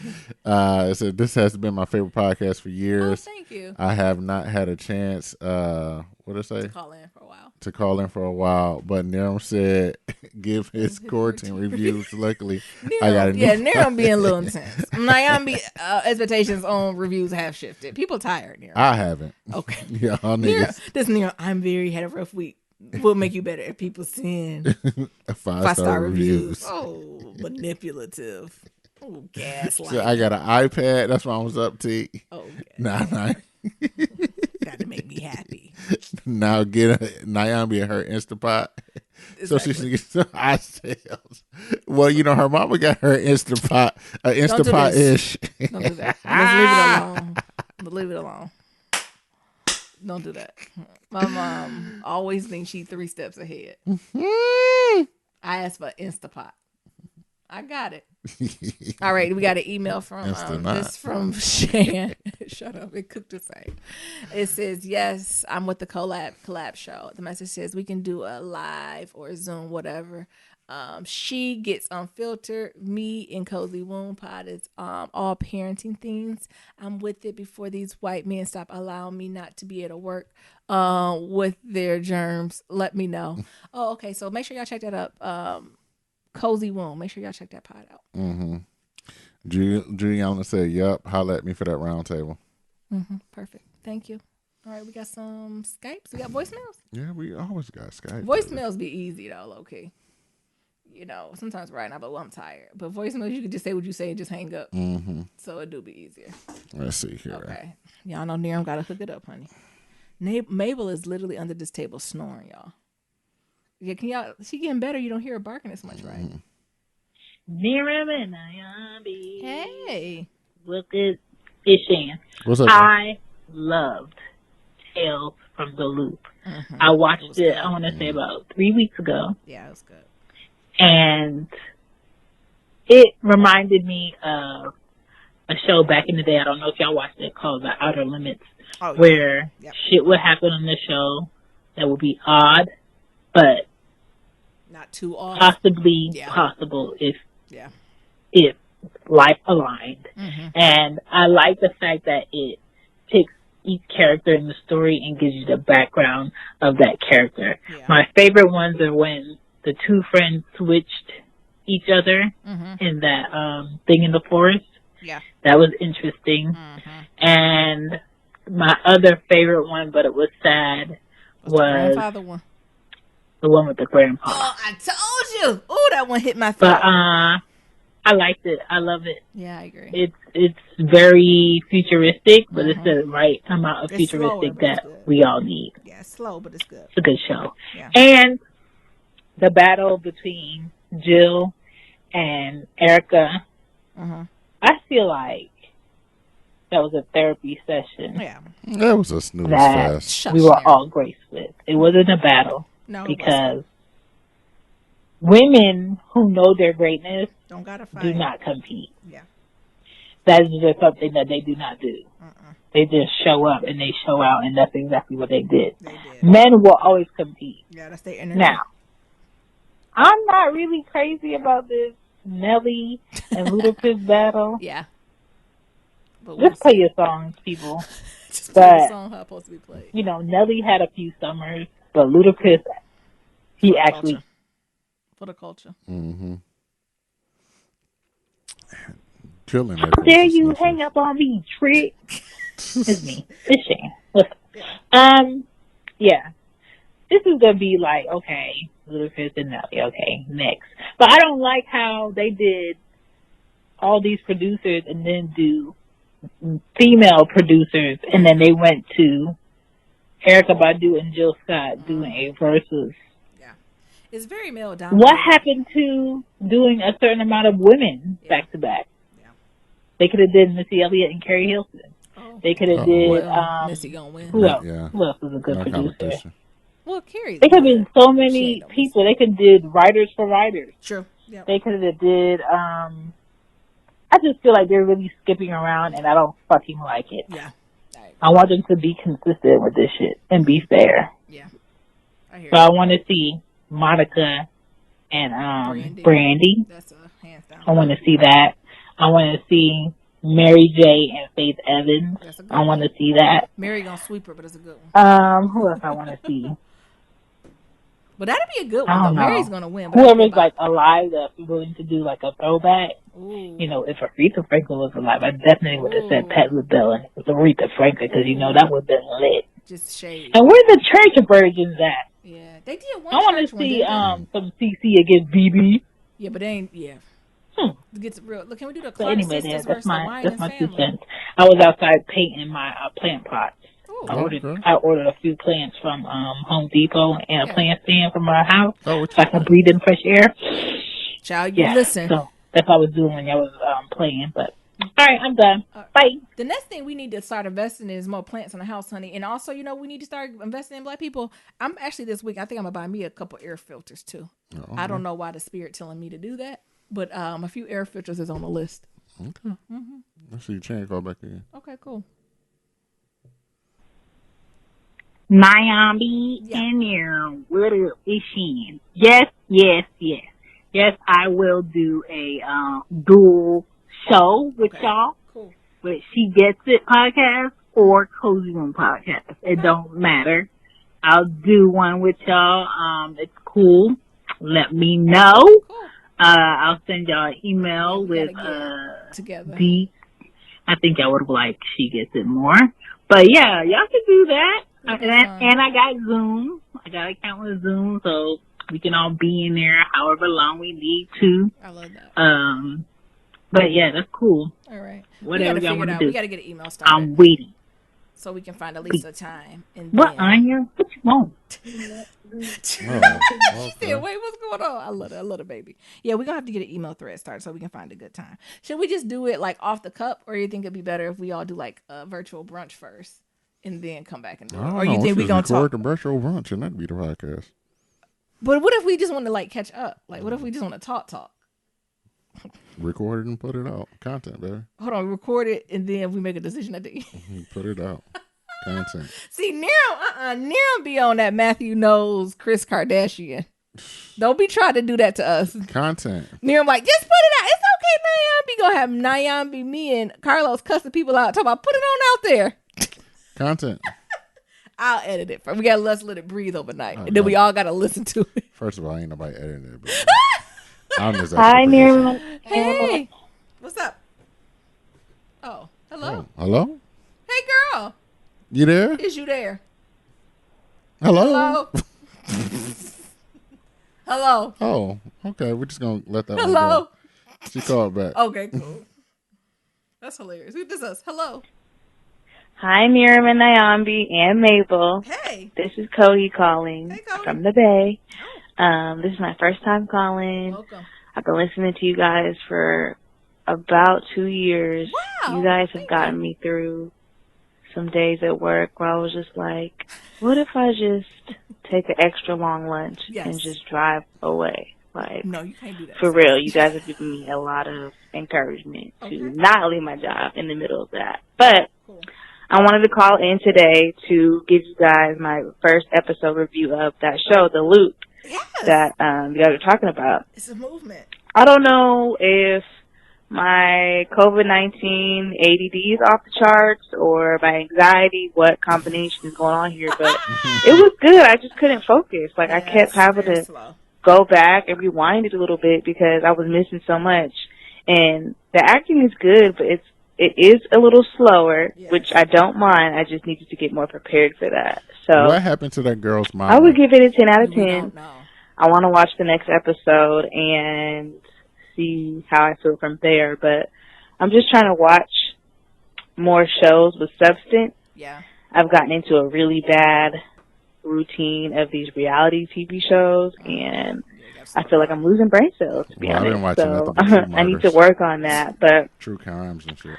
Niram or Nyambi, I also wanted to call to get some book recommendations. Cool. Either, hardback, whatever, or on Audible or Kindle. So let me know what you guys have to suggest. Yeah. And I'll probably be calling again. Thank you, guys. All right. Have a good weekend. Bye. Have a good weekend. Oh, I got tons of books, honey. I'm reading. Well, go near. I only read nonfiction. Yeah, I read them. I read everything. So the thing I'm reading now is, I just got done 50 Cent's book. Was that good? Did you enjoy it? I'm actually going to read that. I'm going to read it. I think it was called Hustle Harder, Hustle Smarter, or something like that. Let me see, 50 Cent book. Yeah, I remember we talked about it a few episodes ago, and I was a little bit skeptic, but he actually has gotten some super good reviews. And when I've been on the couch, because Niram has like his books on the couch, I've kind of perused through it, and it's actually some pretty good Hustle stuff. Harder, Hustle Smarter. I shouldn't say actually. There are some good, some tidbits in there. Mm-hmm. I mean, don't get me wrong. Every time I read it, it's in 50 Cent voice. But it is pretty good. What else you reading? So I'm reading that. Mm-hmm. I just picked up a book called Atomic Habits. Oh, I think I've heard of that. I don't think I've read it though. So that's another one. It's called Atomic Habits, an easy improvement way to build good habits and break bad ones. Mm-hmm. So that's the next book that's on my agenda to read. Okay. What about you? I have a lot. Should I do them all? Just do two. No, I'm doing more. So what I've currently picked up is the Becoming Journal for Michelle Obama. So I'm going to actually start that journaling process. So I've read the book and I've listened to the Audible, but there's also a companion journal I'm going to start doing daily. Other things I'm reading daily is called the Weekly Prayer Project. So that's kind of like devotional type things where you get a verse and you reflect on it. As far as books, I'm currently reading a book called The Body Keeps the Score. By, I think it's Bezel van der Kolk, MD. It's called The Body Keeps the Score, Brain, Mind, and the Body in the Healing of Trauma. Other things that I plan, after that book, I plan on reading something called The Vanishing Half. It's by Britt Bennett. That comes out on June 2nd. It's actually this Black woman author, and the synopsis of it is that it's like back in the 40s or 60s or something, where it's the twins are born and they're passing, right? So they can look white or Black, depending on what parent they stand with, and they kind of follow them on a journey because one person goes on the journey of pretending as if they're white, and then the other one goes on the journey as a black woman, and you see both the divergent paths over like 40 years, so how it impacts their family long term. It feels like a modern take of It's a Wonderful Life, which is a great movie if y'all need something else to watch. Some other things that I have on my to-do list is a book called Think Like a Rocket Scientist by Ozan Vural. Y'all know I read not too long ago The Adult Children of Emotionally Immature Parents. Other books that's on my to-do list is called Come As You Are by Emily Novoscosi. It's the surprising new science that would transform your sex life. Another one is Maybe You Should Talk to Someone. And then as far as on Audible, what I'm going to be listening to is the autobiography of Malcolm X, but they have Lawrence Fishburne as the narrator. So I'm super excited about that. I haven't did it, but I'm going to start it. And then also on Audible, I'm going to reread or listen to The Spook Who Sat by the Door by Sam Greenleaf. And I also want to listen to Charlemagne's 2 books on Audible. So those are kind of my books that I have read, about to read, kind of going through my whole list of stuff.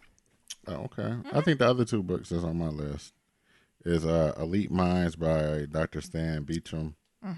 And it's about, he did a study on like all the elite athletes to figure out like how they're able to stay determined. Okay. And like their mindset around that.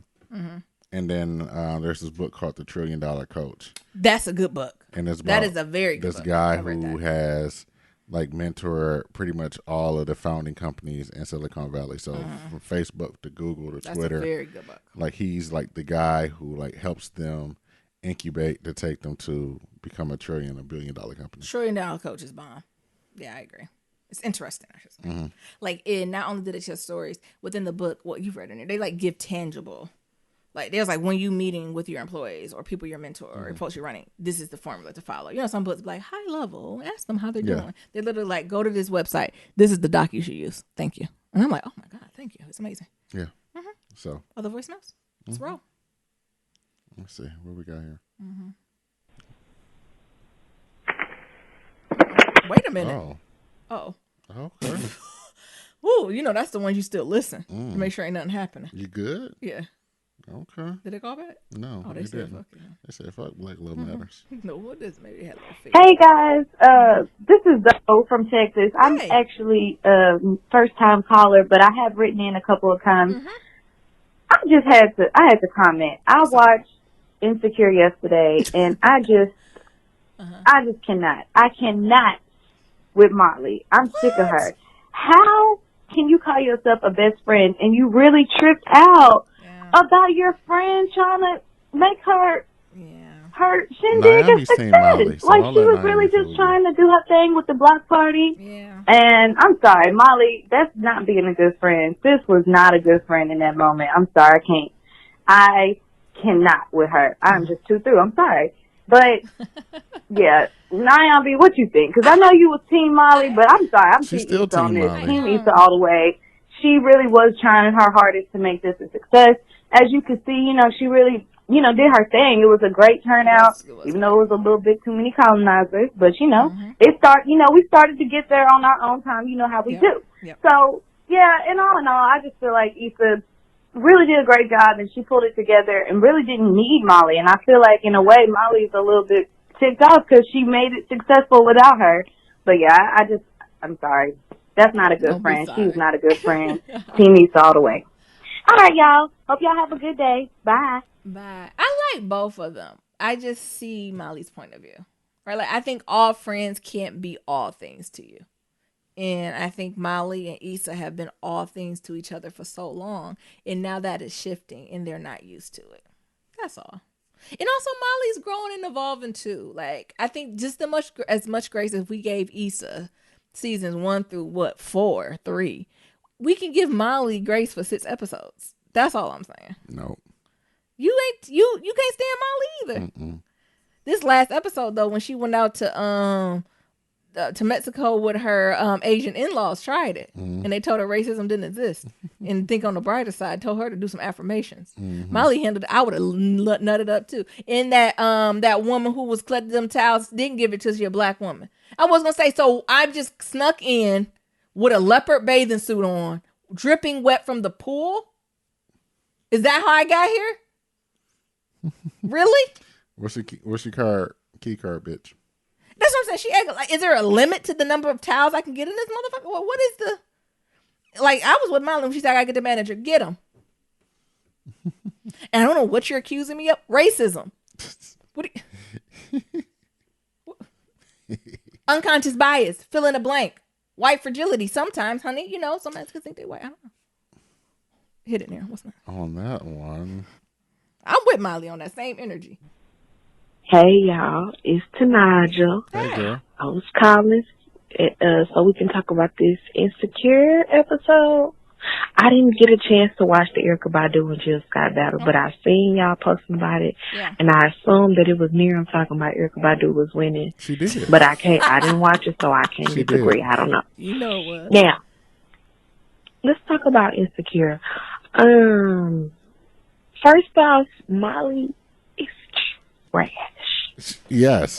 Okay, trash. Very much so. What kind of person just can't let their friend have a moment? Yeah. I don't even understand why you even really feel a real way about this. But since you do, why did you choose right now to discuss it? Yeah. Yeah. I'm over it. Yeah. I don't like her wig. And I realize that Yvonne Orgy and Molly are different people. So, yes, they are. Okay. But she acting though.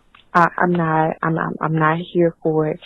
And Colostomy Bag is a very immature person. She looks and seems like she is doing and saying, but she not. She really not. Ain't nobody trust Condola. You do realize that the foundation of our friendship is not Lawrence, never has been. No. And if we had never had this Lawrence conversation, we would still be friends. So why now are you ducking and dodging because you and Lawrence then broke up? Girl, that ain't got nothing to do with me. Yeah. I done told you already. Me and him is done. Yeah. But I hope now, I know last week I was like, I think they're going to do it. Now I hope they do. And I hope Issa never speak to the bitch again. Yeah, Condola was underwhelming. I agree. Y'all is tearing Molly up. Same person. But yeah. Oh my goodness. I just feel like... Let it out, sis. Condominium is she's a child. Mm-hmm.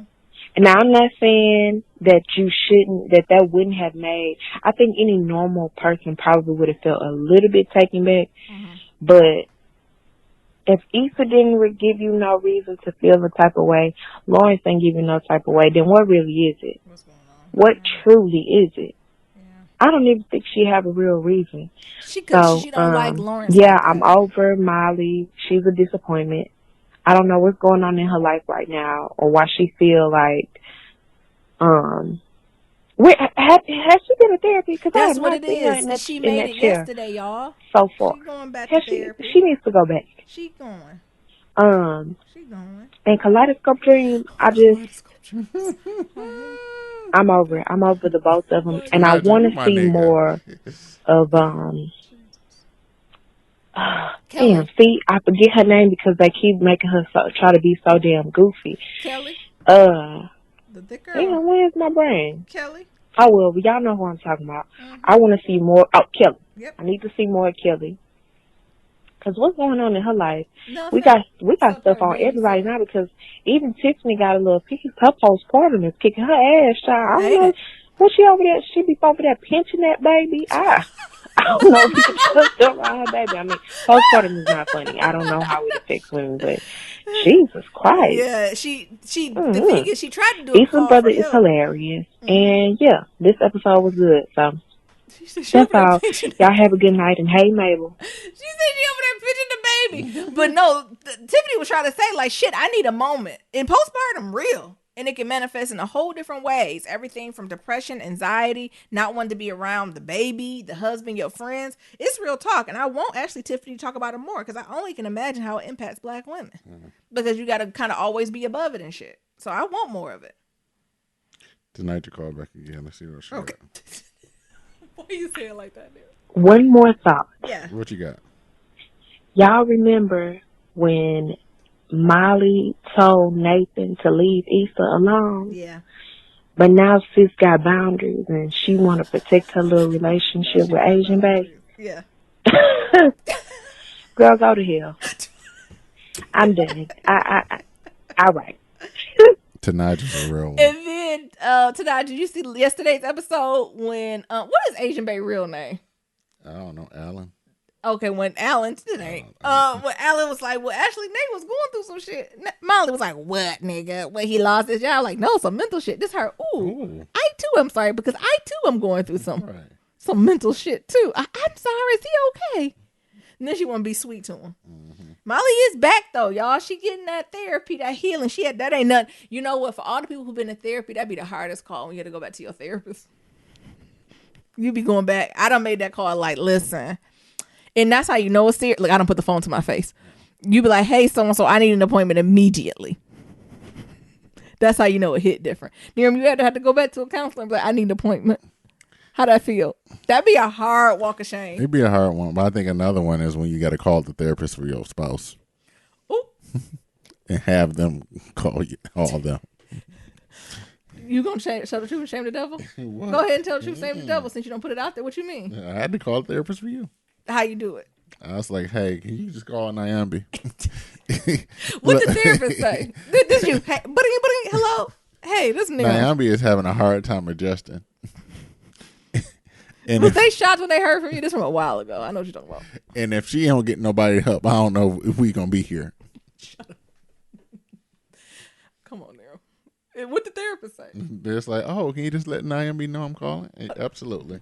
Hey, Miriam, Nyambi, and Mabel. Hey. This is Dee, caller from Texas. Hey. Thank y'all for this very episode. And yes, I am going to finish watching Mama Michelle on the Netflix. Yes. But I had to call y'all. Child, not only did Andre Herrera die, Little Richard is dead too. Jesus. 2020 is just not here for any of the foolishness and the fuckery.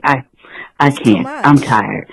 But y'all stay safe and drink your water. I'm drinking herbal tea, getting my walk, trying to get a little sunshine because it's too much. Jesus. Just call on the name. Yeah. But y'all have a good week. Y'all stay safe. Keep positive thoughts and keep bringing the podcast because I appreciate it. Love y'all. Bye. Ain't it? When some of these folks' deaths hit, you was just like, Lord. And you know, especially Little Richard, when he kept telling us to give him his roses and we didn't. Y'all didn't. You know, towards the end of his life, you know, Little Richard got saved, honey. I don't know if y'all watched some of them videos where he done got saved. I found a couple. And I was like, well, all right, then. You better say that word, Little Richard. See where it come from. Y'all want Nirams? Yeah, I think that's the last one. Okay. I think. Okay, Niram. Hi, Niram and Nyam. Hey. This is Heather from PA. What's up? I don't think I've left you guys a voicemail since like 2018 or 17. I don't know. Come on back. First of all, why y'all got a British woman on the voicemail? But because it's Skype. We can't change that. Oh, Niram gonna pause it for that. Anyway, I just got finished listening to the episode that aired today on Friday, and there was a lady that called in from Ohio. Yeah. And she said she worked at a dog shelter. I'm actually looking to rescue a dog. Okay. I am in Pennsylvania, so we're neighboring states, but I don't know if you guys can maybe connect me with her. Oh, okay. We'll do that this week. I can drive, across Pennsylvania to get to Ohio. I don't know if they have any type of animal transport, but since she is working there, I don't know if you guys can connect us because I am looking to foster a dog or adopt a dog just to help out the animals during this time. And I also want to find a little forever friend. So I don't know if you guys can hook that up for me, but otherwise, again, this is Heather from Pennsylvania. Hey, Heather. And my cell number. Okay, nope. Pause it there. I don't remember who that person is, but if you work in Ohio, Or Pennsylvania. And Noah Connect for the dog shelter. And Noah Connect for the dog shelter. Hit us up and I can give you Heather's phone number. And we'll connect y'all. Yeah. Maybe we'll call Heather. We get email. We'll do it via email to make it a little easier. Yeah. Sounds good. But yeah, it is nice to adopt her. And Mabel get on my nerves. You want Mabel, Heather? You want to foster her? We can fly. We can flew Mabel out to you. Mabel's a lot. She get flued out. She like them balls. She like playing fetch. A lot. Mm-hmm. And if you're not playing fetch with her, she will lick your legs and your feet until it is raw. Yep. Until you throw that fucking ball. Yep. She got a nasty bob, so you don't got to worry about any grooming, but you do got to comb her hair every other night because she got the texture of a 4A, 4C black woman. And she like a little coconut oil on so it don't dry her skin. Yeah, she do. Mm-hmm. What else, Nero? She likes sweet potatoes. She likes sweet potatoes. And bacon. Mm-hmm. And pretty much anytime you eat, she wants to eat. She wants you to feed her some of your food. You can blame Naomi on that because I usually just tell Mabel get the fuck on. Yeah. So you got that. Yeah. And she only do 2 poops a day. Yeah. So she can go outside. She can hold it. So she can go outside in the morning. You can take her out as late as like 11 a.m. Yeah. And then you can take her out maybe as late as like 9, 10 p.m. at night. And she good. And she goes. And long as she get about 20 minutes of walking a day. Mm-hmm. She's good. Yeah. So if you want Mabel. But she can't walk more than 3 miles. Yeah. You walk more than 3 miles. You gotta pick her up. You know, she's a, what you call it, a puppy mill dog that they just threw away. Yeah, so her back legs. So she got bad legs she only could do from being in the puppy mill, and then they threw her away, and then, we adopted her from the shelter. Yes.